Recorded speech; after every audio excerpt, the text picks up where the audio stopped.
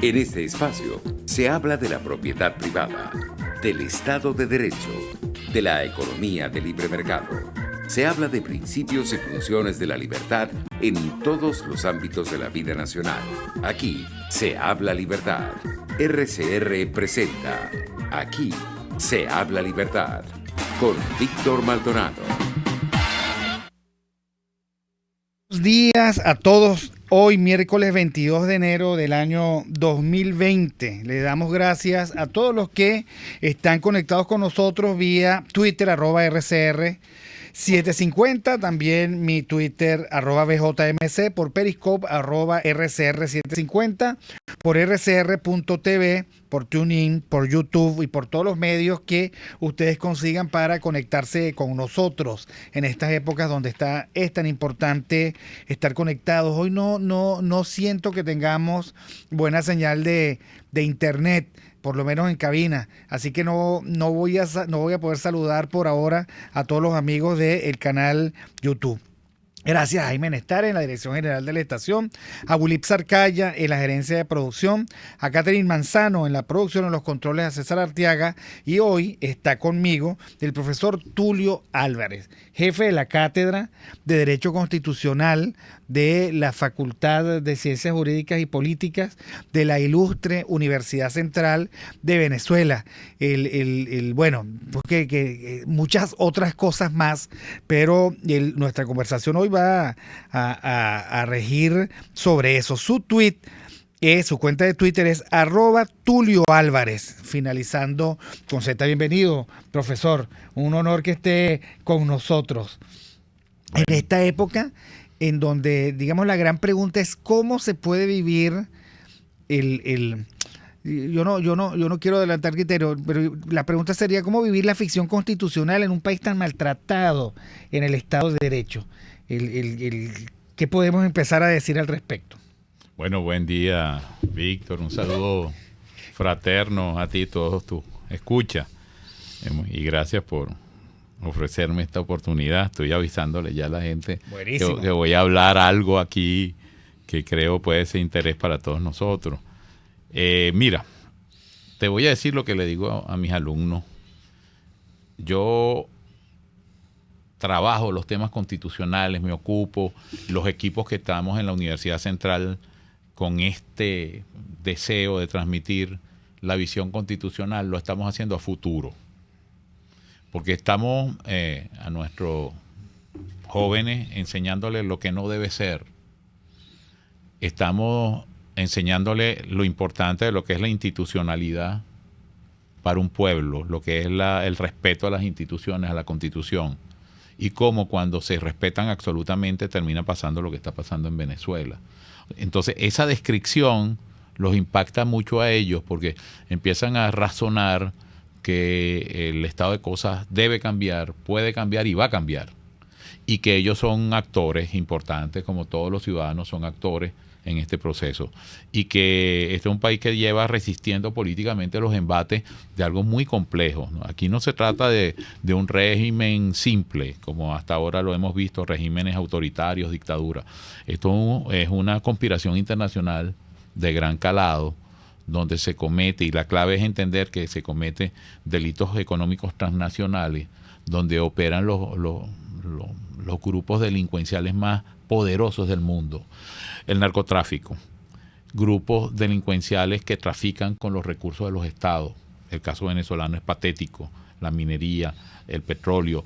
Grupos de estados forajidos, porque cuando tú te pones a ver quién apoya este régimen, los estados forajidos del mundo, las grandes mafias internacionales, y por supuesto le dan el tinte de la izquierda esa irredenta que no admite todavía que fue aplastada cuando cayó el muro de Berlín debajo del muro.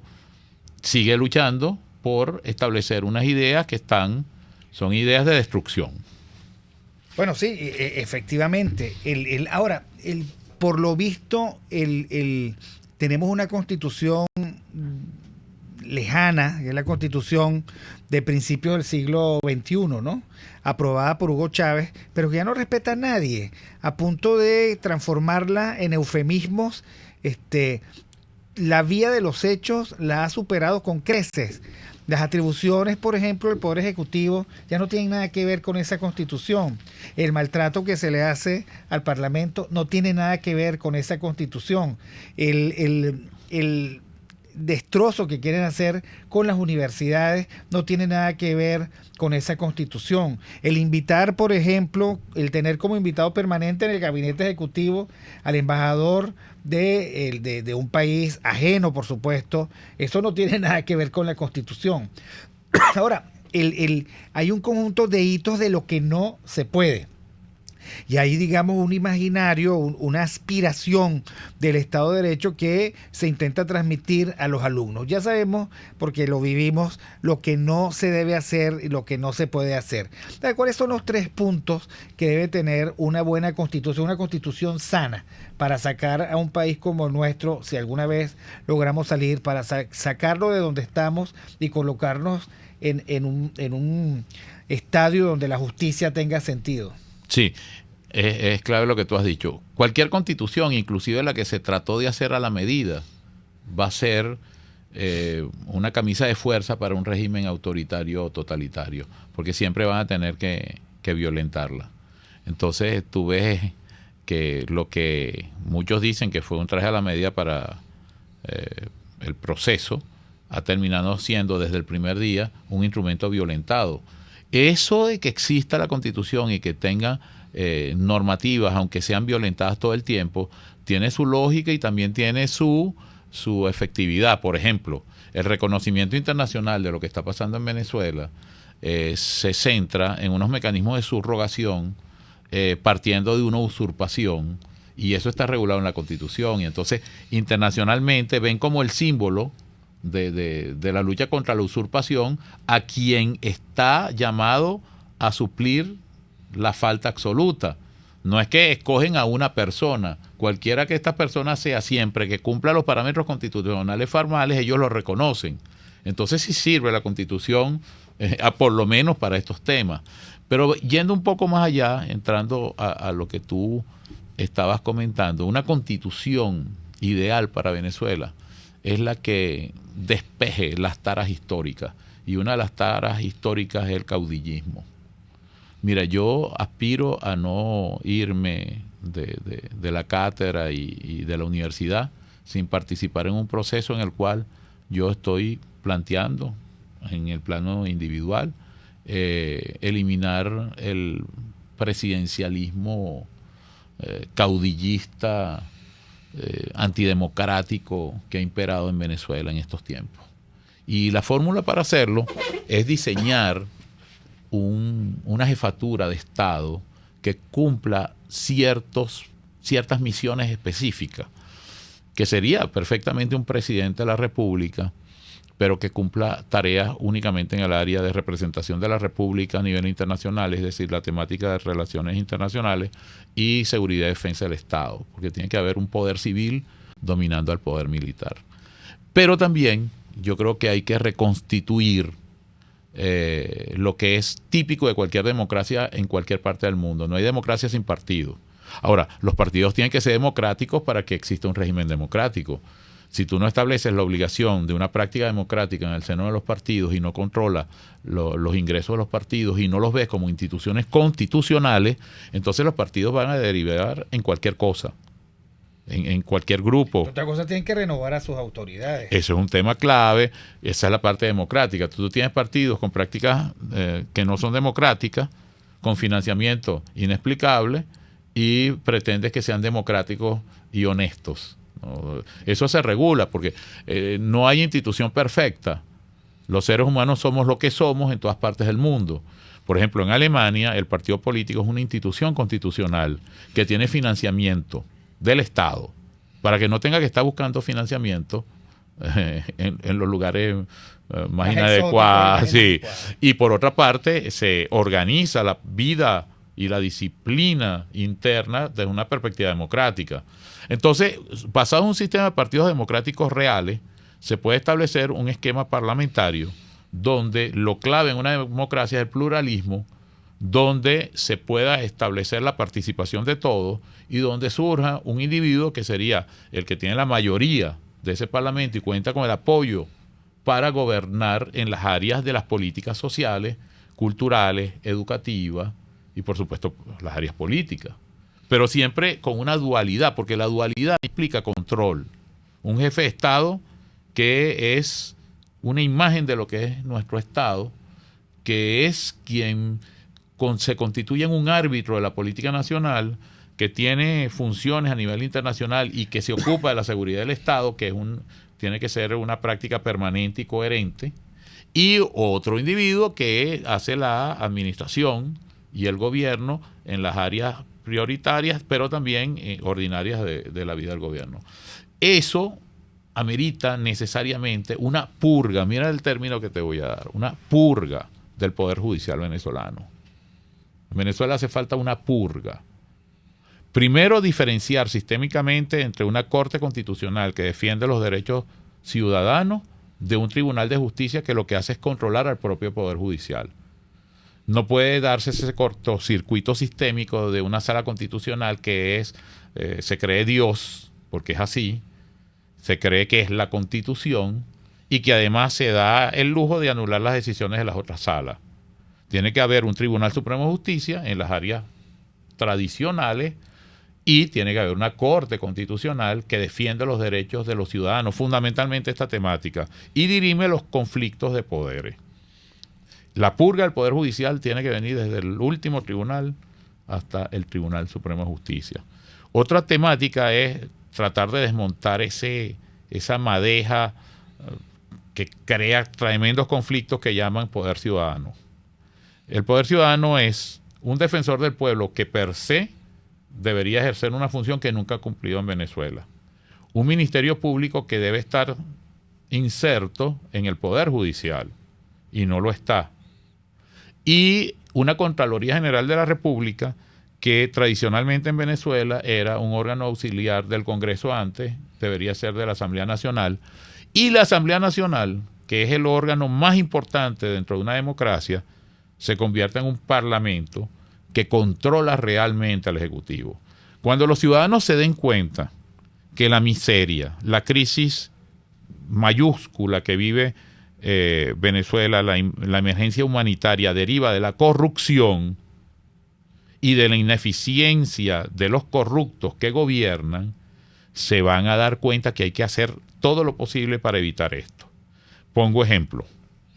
La destrucción de la industria petrolera, el endeudamiento de Venezuela, el arco minero, la depredación generalizada, la captura del sector productivo nacional deriva de la corrupción. Es un plan de corrupción, tan sencillo como eso. El convenio con Cuba fue un plan de corrupción. El arco minero es un megaplan de corrupción. El empréstito chino oculta detrás de todo esto una corrupción absoluta. Los rusos también. Es decir, el ciudadano tiene que darse cuenta que donde hay corrupción sufre él, su familia y la comunidad. Y eso es la característica típica del Estado forajido que hoy es Venezuela. Corrupción generalizada. No tengo que explicar mucho eso. Bueno, estamos conversando con Tulio Álvarez, profesor titular de la UCB y de la UCAP, doctor en Derecho Constitucional, jefe de la Cátedra de Derecho Constitucional de la Facultad de Ciencias Jurídicas y Políticas de la Universidad Central de Venezuela. Y vamos a seguir hablando sobre los desafíos constitucionales y los tiempos que vivimos. Pero primero vamos al corte y ya regresamos. Aquí se debaten temas de interés nacional e internacional. Aquí se habla libertad. Con Víctor Maldonado, solo por RCR.tv, la radio que se ve. Sintonícenos a través de Periscope, @RCR750, la radio que se ve. ¿Te imaginas unos deliciosos y súper cremosos helados libres de azúcar, libres de lácteos, libres de huevos, libres de gluten, libres de culpas? Te lo tengo. Heladería Vegan Fruit lo hizo posible y aptos para todo tipo de personas. Los heladitos Vegan Fruit los encuentras en los mejores supermercados y tiendas de delicateces. Síguelos en las redes. @heladería Vegan Fruit. Amor vegano y cremoso. Les habla Claudia Macero y los espero todos los jueves a la 1 de la tarde en Contigo Liberalmente, un espacio cultural dinámico e irreverente para escucharnos y debatir ideas junto a jóvenes que creen y defienden la libertad. Contigo, liberalmente. Todos los jueves a la 1:00 p.m. por rcr.tv, la radio que se ve. Ideas para alcanzar un país con libertad económica, democracia política y seguridad jurídica. Aquí se habla libertad con Víctor Maldonado. Solo por rcr.tv, la radio que se ve.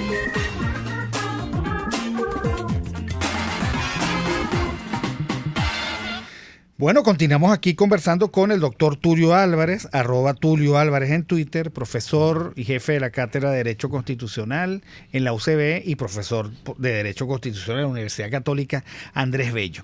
Hay el temas que son, digamos, cruciales. El que el ciudadano venezolano vuelva a tener una percepción positiva de la justicia. Uno está completamente desvalido. En este país a uno lo injurian y uno no tiene, casi que por pudor, ninguna posibilidad de ir a un tribunal a exigir la reposición del buen nombre. Y digamos que por allí sigo y quién sabe hasta dónde podemos llegar. El otro tema es este fomento del caudillismo que está en esa cláusula de reelección perpetua, en la que estos partidos no democráticos coincidieron y le abrieron el gran boquete autoritario a la capacidad casi que infinita y voraz de poder de Hugo Chávez. Ahí tenemos dos temas que son importantísimos. Y el otro tema es cómo se hace una purga judicial, con la que todo el mundo está de acuerdo, porque yo me imagino que haber sido copartícipe, conestando estas circunstancias, es como para decir, bueno, llegado un momento, hay que hacer una limpieza tan radical que hay que sustituirlos a todos, más allá, por supuesto, acompañado de una reorganización del sistema. Pero ¿cómo se hace eso? Ajá. Mira, la Constitución, que tanto se critica y se ataca, más que todo porque no se cumple, establece unos parámetros interesantes. Y eso tiene que ver con el concepto de juez natural. Nosotros necesitamos el juez natural como concepto. La gente dirá, es que el juez natural es el que tiene competencia. No. La conceptualización de un juez natural viene de muy atrás. El juez natural es, 1, el juez preparado.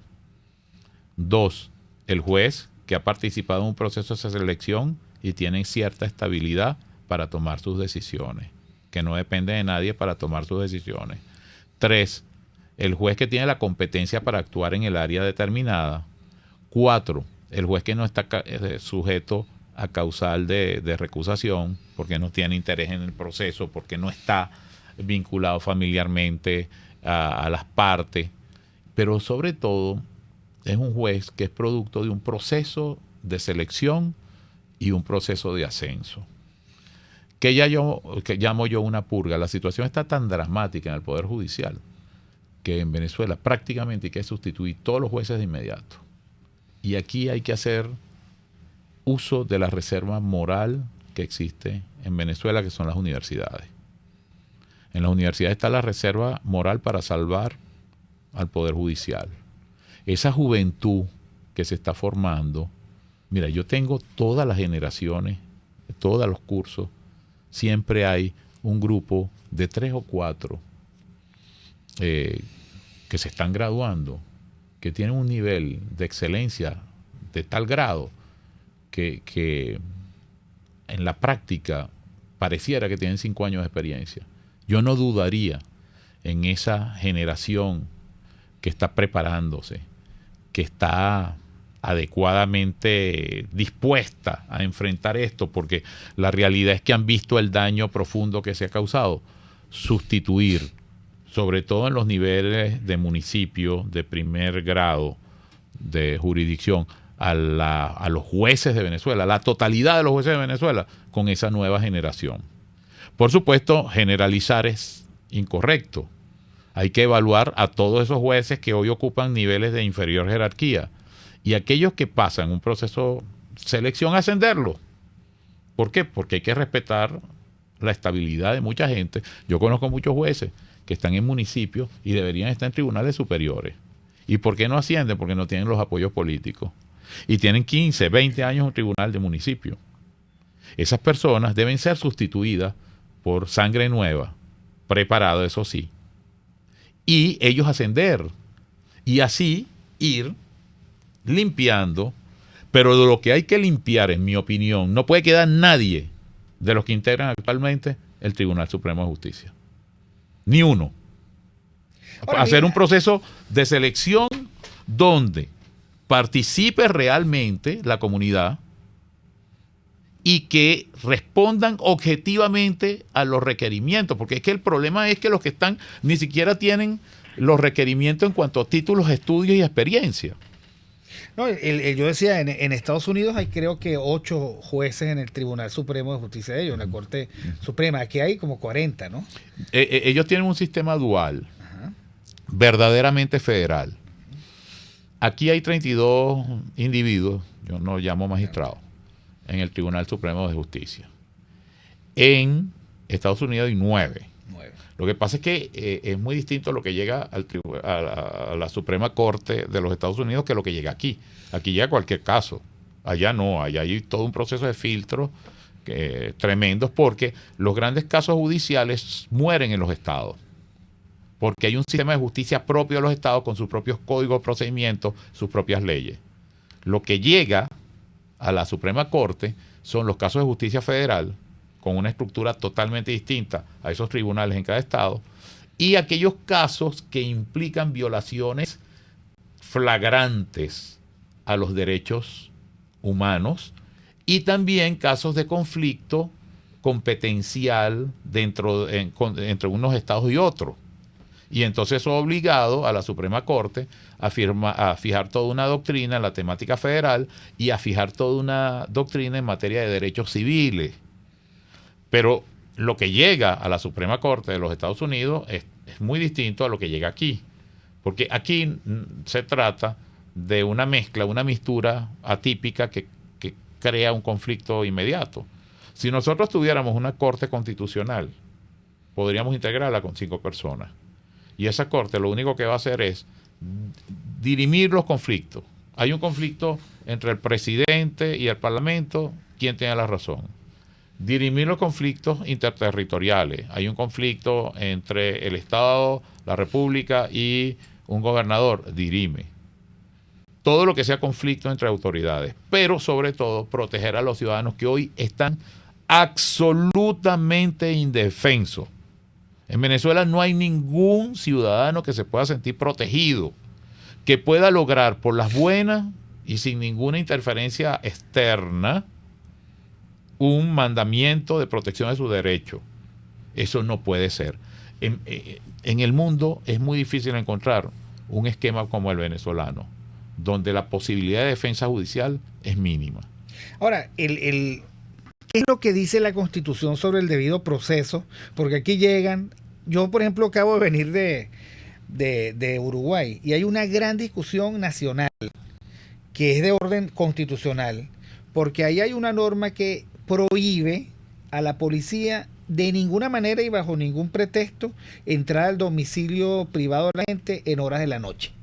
Allí puede estar, qué sé yo, el peor de los terroristas y hay que esperar al amanecer. Y a mí me parece bien porque al fin y al cabo es un límite a la forma como finalmente después se comportan los gobiernos. Pero aquí, ¿en qué quedó el debido proceso? Porque uno lo que ve es que toman a la gente, la desaparecen, la torturan, no le permiten que lo vean sus abogados. Hay gente que tiene orden de excarcelación que por alguna razón no las dejan salir. ¿Qué es lo que tenemos que recuperar? No, en Venezuela no hay debido proceso hace mucho tiempo. ¿Cuáles son los primeros derechos que son violentados cuando hay un régimen autoritario, una dictadura, un esquema totalitario que es mucho más complejo? Lo primero que se violenta es el debido proceso, desde la perspectiva judicial. El primer enemigo para un dictador es un tribunal autónomo e imparcial. Entonces capturan, les quitan total estabilidad. Por ejemplo, los organismos internacionales de verificación de derechos humanos han denunciado el caso venezolano como un caso donde el 80 y tanto % de los jueces no tienen estabilidad. Por ejemplo, en mi caso, cuando fui a la Corte Interamericana, 15 años peleando hasta que al final condenan a Venezuela, uno de los argumentos centrales es que todos los jueces que analizaron la situación en la que yo me había envuelto de conflicto, todos eran jueces que no tenían estabilidad, que eran personas designadas directamente por el Ejecutivo. Me acuerdo yo, fue algo insólito, me tocó una corte donde habían 3 jueces estables y entonces le dieron vacaciones a una, obligaron a otra a salir por pidiendo la jubilación, y la tercera, que la presidenta, la dejaron porque pusieron al consultor jurídico de un cuerpo policial de policía judicial y al consultor jurídico del cuerpo de policía política. Claro. Y la decisión fue 2-1. Por supuesto, esa manipulación es burda. En Venezuela hay un diseño del debido proceso en la Constitución y esta sala constitucional lo ha desarrollado, lo que es debido proceso, impecablemente en muchos temas, ¿eh? Pero eso es un tema, y otro es que no se cumple para nada ni hace que se cumpla. Entonces, ese tema de la actuación policial, eso está regulado. Está regulado, pero es que ningún cuerpo policial ahorita cumple en Venezuela. Yo he venido insistiendo. Creo que lo dije aquí hace 3 años, contigo, que yo hablé de escuadrones de la muerte. Así es. Aquí lo hablé. Sí. La gente, miren, es muy sencillo. Basta preguntarle en los barrios a la gente si existen o no existen. No me pregunten a mí. Así es. Bueno, continuamos conversando con Tulio Álvarez, jefe de la Cátedra de Derecho Constitucional de la Facultad de Ciencias Jurídicas y Políticas de la Universidad Central de Venezuela, @Tulio Álvarez. Por cierto, ¿has visto a Luis Chumaceiro? Pero esto me lo respondes al regreso. Y tiempo. Ahora vamos con el corte de las noticias. Aquí se debaten temas de interés nacional e internacional. Aquí se habla libertad con Víctor Maldonado. Solo por rcr.tv, la radio que se ve. Puedes seguirnos en nuestras redes sociales. En Twitter, @RCR750, la radio que se ve. Informe RCR presenta titulares. El presidente interino de Venezuela, Juan Guaidó, se reunirá este miércoles con el alto representante de la Unión Europea para la política exterior, Josep Borrell. El jefe de gobierno de España, Pedro Sánchez, aboga por elecciones libres y democráticas en Venezuela. La diputada Karin Salanova, dirigente de Voluntad Popular, enfatizó que a su colega parlamentario Ismael León le violaron todos sus derechos al detenerlo de manera ilegal y trasladarlo a la sede del SEBIN ubicada en el Helicoide. Hay varias violaciones. La primera, él es un diputado y él, la ley te da ciertos elementos para tú poder apresar a un diputado, lo cual este régimen jamás lo ha cumplido, o sea, jamás se ha llevado. Claro, la gente dice, pero ¿por qué dicen eso si ustedes saben que no cumple? Sí, pero sé que de eso, porque como nosotros día a día tenemos tantas violaciones de derechos humanos que se nos olvida lo que está ocurriendo. En primer lugar. En segundo lugar, parte de lo que fue el circo y el golpe de Estado del 5 de enero fue que las 6 alcabalas a las cuales fuimos golpeadas, la mayoría somos mujeres, la mayoría de los parlamentarios somos mujeres y además hay mujeres de la tercera edad, fuimos golpeadas, vejadas por la Guardia Nacional. Una de las cosas por la cual nosotros salíamos adelante en defensa de que querían meter no solamente a Ismael, al diputado Ismael, sino también a otros diputados, y entonces en eso el presidente Juan Guaidó dio la cara para que ningún parlamentario fuera preso ese día. En internacionales, senadores republicanos aprobaron esta madrugada sus reglas para el juicio político contra Donald Trump. El Parlamento griego elige por primera vez a una mujer como jefa de Estado. Y en los deportes, Cardenales de Lara y Caribes de Anzoátegui reanudan este miércoles la serie final del béisbol profesional. 11:31.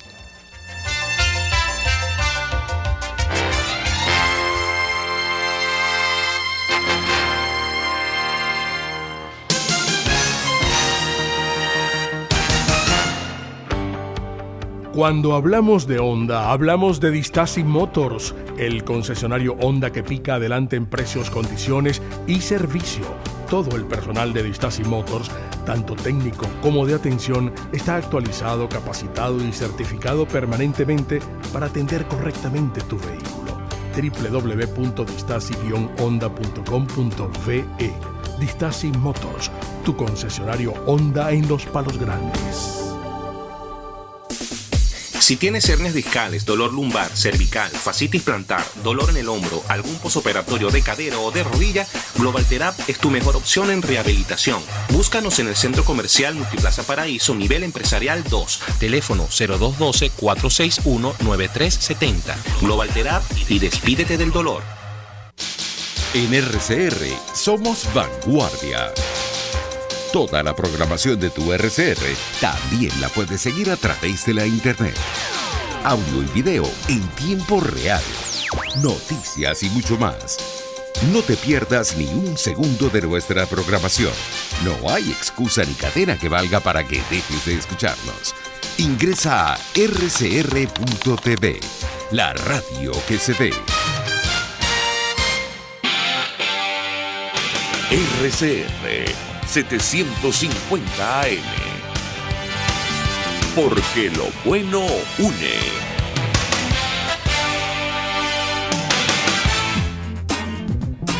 Ideas para alcanzar un país con libertad económica, democracia política y seguridad jurídica. Aquí se habla libertad con Víctor Maldonado. Solo por rcr.tv, la radio que se ve.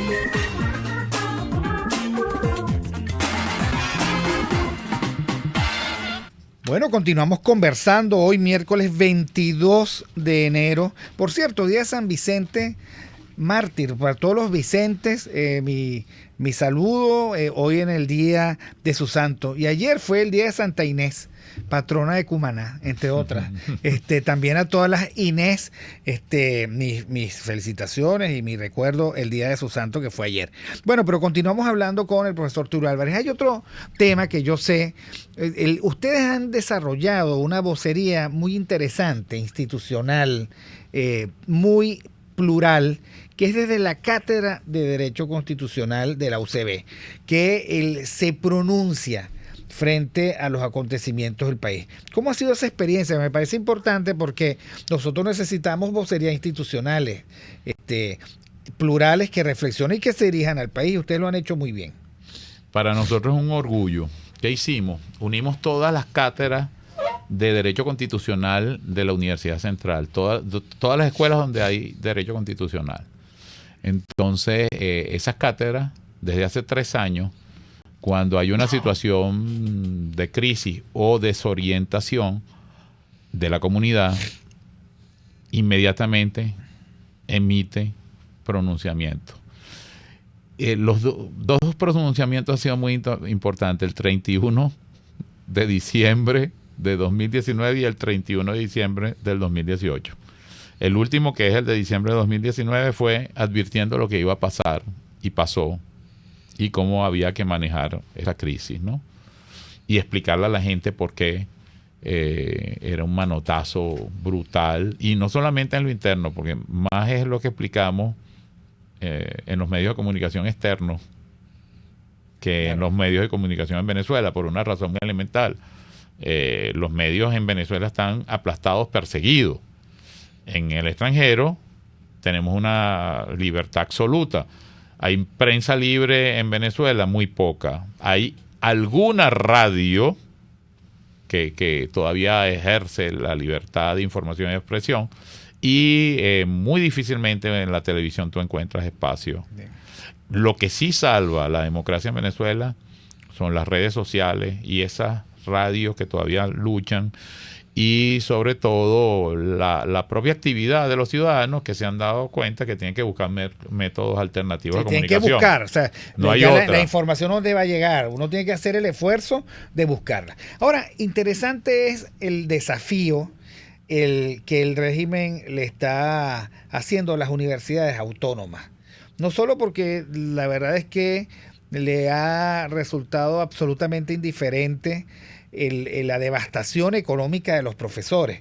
Creo que hoy o ayer en Twitter decía un profesor como yo, de tal escalafón, que tiene que tomar como yo 2 autobuses para llegar, que no sé qué, gano 224,000 bolívares y en pasaje para ir a 200,000 bolívares. Yo lo leí, es absolutamente cierto.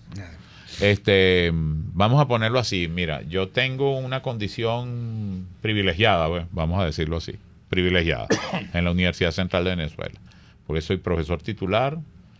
Allá se analiza la temática sobre la base de antigüedad, título, escalafón y disposición de tiempo. Yo soy tiempo completo, doctor, titular, y tengo voy a cumplir 36 años ya dando clases en la universidad. Bueno, ese sueldo, que es uno de los mejores, está en 800,000 bolívares. Por eso es que yo entiendo perfectamente al profesor, porque él debe ser, yo creo que él ponía que era asistente, ¿no? Sí. Entonces, pero es que la mayoría de los profesores están bajo esa condición. Sí. Son instructores, contratados, asistentes, agregados. Es el grueso. ¿Cuántos serán titulares en la universidad? Mira, yo calculo que no deben llegar, no llegamos al 4 o 3%. Es decir, que la gran masa de los profesores no solamente que están en unas condiciones precarias desde toda perspectiva, sino que aparte no disfrutan de ningún privilegio. ¿Qué significa privilegio? El privilegio a la salud, porque yo llamo privilegio ya, no el derecho a la salud. Privilegio a la salud es que son muy pocos venezolanos los que tienen la posibilidad de enfrentar una crisis de salud.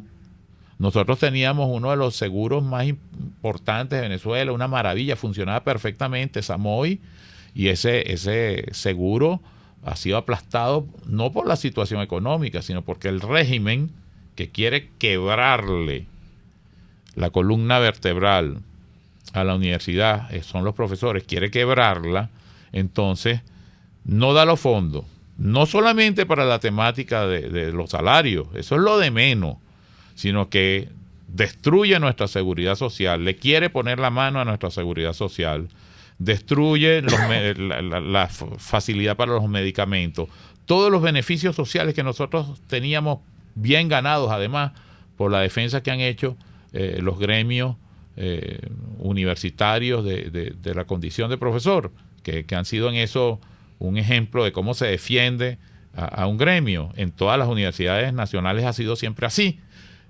Han destruido toda la obra y todos los beneficios que nosotros hemos obtenido a lo largo de décadas. Desde que este régimen se implantó, su objetivo fue ponerle la mano a la universidad. ¿Y cómo lo hace? Estrangulándola económicamente. El Estado venezolano nos paga la educación de los jóvenes.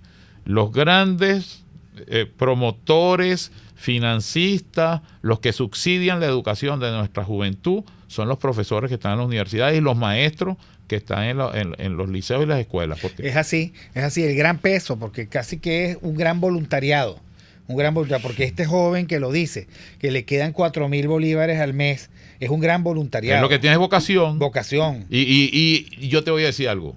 Tengo la certeza que en la Universidad Central de Venezuela y en las universidades nacionales, buena parte del profesorado, si el régimen llega a intervenir o a eliminar cualquier pago, nosotros seguiríamos contra viento y marea, así no nos paguen, ¿vale? Pero tú eres un profesor que no hace huelga, ¿no? Y que haces gala de eso. Yo hago... Ni paras, ¿no? O sea, tú siempre das la clase, ¿no? Yo lo que digo es lo siguiente. Yo primero respeto y acato a mi gremio. Si mi gremio llama a protesta, yo protesto. ¿Por qué? Porque es un gremio que está en sintonía con las necesidades que tenemos nosotros. Lo que sí yo no hago es abandonar la universidad. ¿Qué significa eso? La gente entiende que un paro es no ir a la universidad. No. Si paramos es porque estamos en la universidad. Y si paramos es porque le explicamos a la gente lo que está pasando. Y además protegemos a nuestros estudiantes. Y si hay un conflicto, la universidad no puede estar sola. Tenemos que estar nosotros ahí. O sea, yo no entiendo situaciones de paro o huelga aquí no aplica, pero No entiendo situaciones de paro como que, bueno, hoy no voy a clase. Ni nunca. Nos vemos en un mes. No, eso es abandonar. No lo puedo hacer. No lo puedo hacer.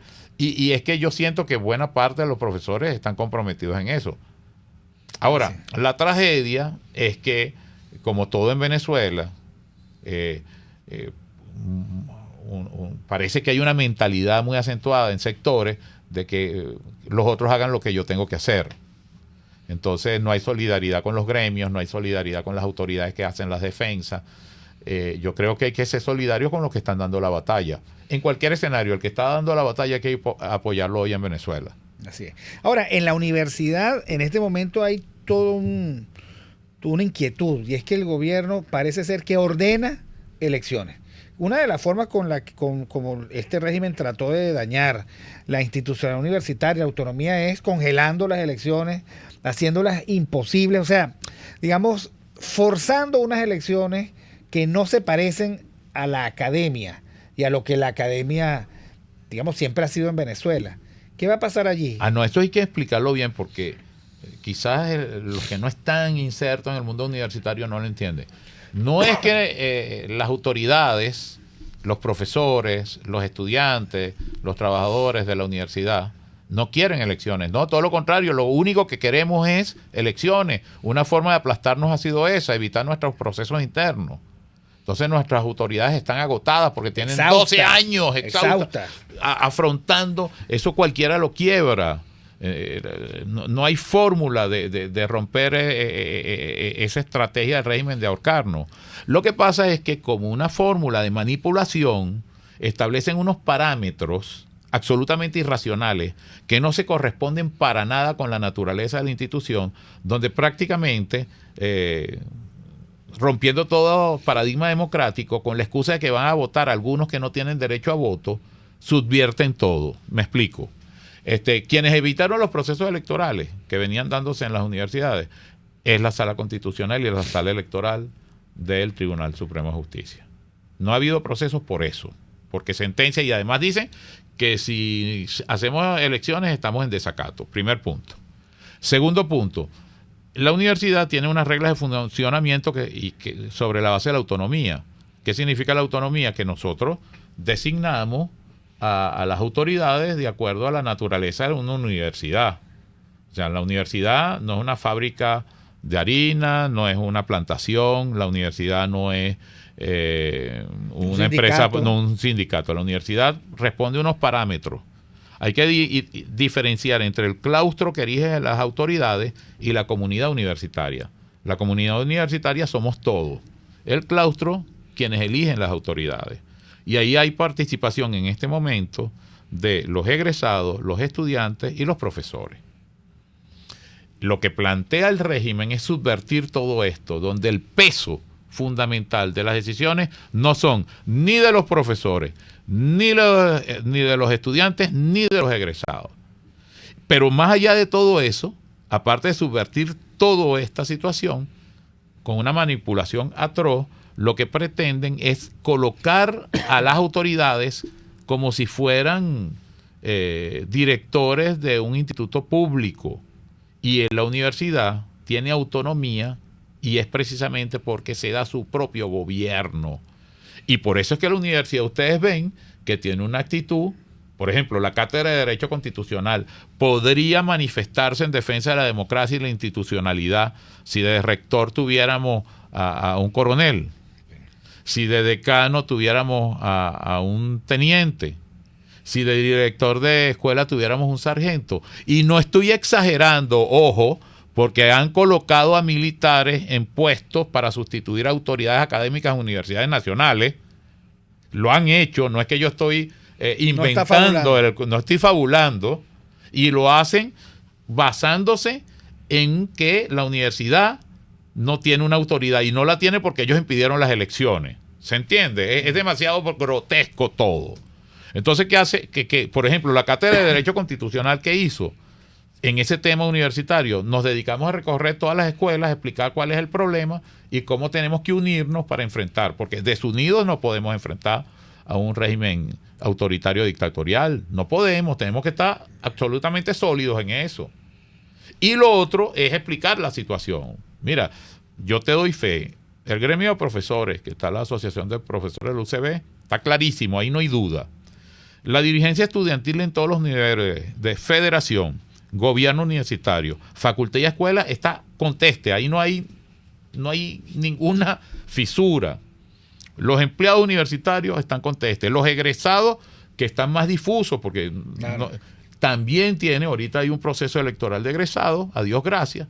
Entonces nosotros lo que queremos es que se nos abran nuestros procesos en los términos que los reglamentos internos, que son las prácticas generalizadas en muchas partes del mundo, establece, con la participación legal, no cambiando las cosas para que vengan entes extraños a decidir la vida de la universidad.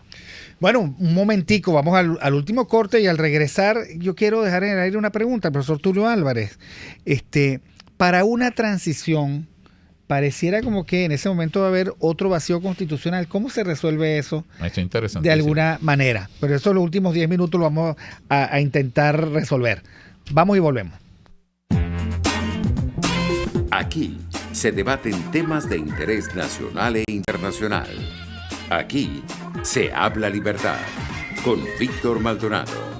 Solo por RCR.tv, la radio que se ve. Puedes seguir nuestra programación a través de rcr.tv, la radio que se ve. Quiero invitarte al restaurante Tavo La Calda La Lagunita, simplemente porque la vas a pasar muy bien. Los platos de su chef conjugan a la perfección el Mediterráneo con el Caribe, las porciones generosas y el ambiente es cálido y familiar. Comprueba que bien vale la pena en Instagram, @TavoLaCaldaLaLagunita, la experiencia gastronómica que siempre querrás repetir.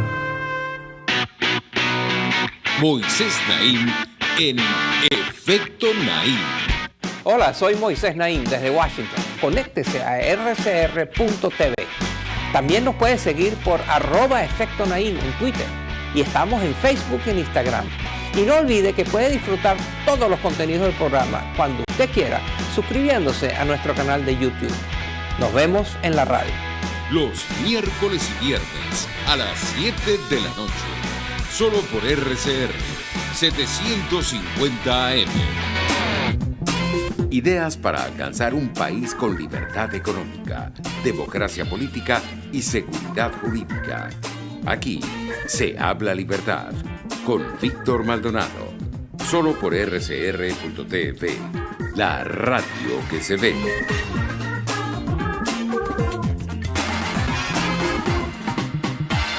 Bueno, continuamos conversando con el doctor Tulio Álvarez, profesor titular de la Universidad Central de Venezuela, jefe de la Cátedra de Derecho Constitucional, también profesor de Derecho Constitucional en la Universidad Católica Andrés Bello. A ver, nosotros como somos legalistas a ultranza, vivimos sin constitución hasta que haya un momento en el cual precisamente se necesita un poquito más de holgura, ¿no? Y en ese momento siempre se tranca. O sea, en un momento de transición, de esta circunstancia que tú describiste muy bien al inicio, al fin y al cabo tenemos un ecosistema criminal y terrorista, pues tú lo describiste muy bien, que no respeta la Constitución, que está lejísimo de la Constitución, que la expectativa del venezolano es que sea alguna vez superado y sustituido por otra cosa. ¿Qué se hace en ese interín? ¿Cómo se opera? Bueno, fíjate que este mundo bizarro que vivimos los venezolanos, es que la transición teóricamente ya se dio. ¿Por qué? Porque se aplicó un mecanismo de subrogación que ha sido reconocido por las democracias occidentales. Las democracias del mundo reconocieron a una transición. Entonces, ¿qué pasa? La efectividad de esa transición. Lo único que podemos decir es que Guaidó debilita el régimen. Y el régimen se ha visto obligado a actuar en consonancia con esa situación y comete errores gravísimos. Por ejemplo, lo que yo llamo la toma del poder militar a la Asamblea Nacional. Sí, además brutal, violenta. Es un error gravísimo de ellos. O sea, no tenía ni estética dictatorial. No, es un error gravísimo de ellos. Porque si tú me hubieras dicho que cuál es el mejor escenario Es más, yo lo dije el mismo día, estuve en varios medios. Para mí el mejor escenario de lo que podía pasar el 5 de enero se dio. ¿Tú no te has dado cuenta que el 4 de enero Guaidó estaba en una situación de gran debilidad? Así es. Para mí eso es objetivamente así. Estaba de gran debilidad, había muchos factores que lo habían apoyado que ya estaban sin darle apoyo, personas que se habían solidarizado se abrieron, y resulta ser que una cuestión que implicó gallardía de él en el sentido de enfrentarse, pero el error es tener a los militares como visibles ante el mundo de que están impidiendo la reunión de la representación nacional, y después armar toda una tramoya en contra de los reglamentos internos de la Asamblea Nacional, porque hay que entender que la Asamblea Nacional no es el edificio. Sí. La Asamblea Nacional es la reunión de la representación nacional, que es la mayoría de los diputados, y eso se reunieron en el Nacional. Sí. El tumulto de la Asamblea Nacional fue un tumulto sin ninguna forma. Oye, andan juramentando al elector que eligió al séptimo. O sea, ya sí, claro, ya ahí no hay prurito. Ya. En cambio, en la sesión que se instaló en el diario El Nacional, ahí se verificó el quórum, 1 a 1. No, y fue público. Se instaló, fue público, todos vieron, y 1 a 1 se pidió el voto, y se dejó constancia. En cambio, lo otro fue un tumulto. Sí. Un tumulto, además, que ha sido confirmado después con la presencia de los grupos paramilitares. Entonces, ellos... El grado de barbarie de este régimen es tal que dicen, ¿quién fue el estúpido que mostró a los militares en las cámaras? Pues no, ahora vamos a contenerlos con los grupos paramilitares. Por Dios, y eso es precisamente la confirmación de un régimen forajido. Y el otro tema que tenemos que pensar muy bien qué significa, yo creo que es un alarido de desesperación de Maduro, lo del embajador. Yo creo que eso son dos hitos clave. La imagen internacional, porque el ciudadano que me está oyendo de repente está pensando, pero Tulio, si eso lo hacen todos los días, sí, lo hacen todos los días, pero visiblemente a nivel internacional esta es la fórmula primaria. Y además con causa, o sea, ellos querían dañar el inicio de sesiones del Parlamento. No estaban allí por casualidad. Obstaculizaron el ingreso de los diputados. No permitieron la sesión tal y como debía darse. Es flagrante. O sea, ahí se nota que era por eso. Ellos no pueden decir, bueno, estamos allí paseando. No. Mira, yo comentaba, quizás alguno me oyó, de lo que nos está oyendo ahorita, el domingo. Yo comentaba, para mí esto es el mejor escenario. Y además, yo garantizo que mañana lunes todos los estados que estaban timoratos porque no había definiciones claras, todos los estados al unísono van a darle apoyo. Bueno, es que no esperaron un día, el mismo día. El ejemplo fue Uruguay, que está gobernado por el Frente Amplio, que hay que decir, es el Partido Comunista en el gobierno. No soportó la estética. No Tuvo que soportó. salir a decir, Argentina, México, que está gobernada por el kirchnerismo. México. No soportó la estética. México, que es, digamos, el gran hegemón ahora del socialismo del siglo XXI, el presidente mejor plantado allí, no soportó la estética. Eso, nosotros tenemos que madurar un poco, diferenciando. En lo interno sabemos lo que pasa. En lo interno sabemos que hay poca efectividad de algunas acciones, entre otras cosas, porque ubiquémonos. Estamos en un proceso de un régimen autoritario, una dictadura. Tenemos que ubicarnos, que no sea como las viejas dictaduras o como las dictaduras tradicionales, no le quita lo dictador. Así es. Y el tema interno es una cosa, pero el tema internacional es otro. O sea, nosotros estamos en una situación internacional muy débil el 4 de enero. El 5 cambió. Y ahora con esta temática del embajador cubano, lo que es un alarido, es como decir, porque antes de lo que dijo del embajador cubano, hubo una declaración muy interesante. Maduro, el perdonavida de la comarca, diciendo, yo estoy dispuesto a hablar con Trump. Y escribió un artículo en el Washington Post. Eso por favor. O sea... Eso son señales de que yo no encuentro qué hacer. Claro. ¿Y tú sabes a qué obedece eso fundamentalmente? A que en realidad las sanciones son sanciones que los están acorralando económicamente al punto de que no tienen casi movilidad. Y ellos saben que el efecto de la sanción no es cuando se dicta la sanción. Sí. Ya. Eso no tiene efecto retardado. No. Bueno, muchísimas gracias al profesor Tulio Álvarez, profesor titular de la UCB, jefe de la Cátedra de Derecho Constitucional en la UCB y profesor del Derecho Constitucional en la Universidad Católica Andrés Bello.